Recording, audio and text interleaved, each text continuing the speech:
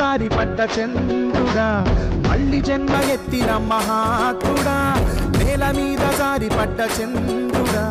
మళ్ళీ జన్మ ఎత్తిన మహాత్ముడా నీ జన్మ ఒక స్వాతంత్ర్యం నీ పలుకులే సందేశం నీ అడుగు ఆనందమయం కంటి చూపులే కిరణమయం దిల్లు వేళ్ళు జీవించు నూరేళ్ళు తరించి నీ వాళ్ళు స్మరిస్తూ అయినోళ్ళు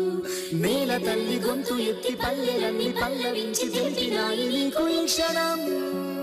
జన్మదిన శుభాకాంక్షలే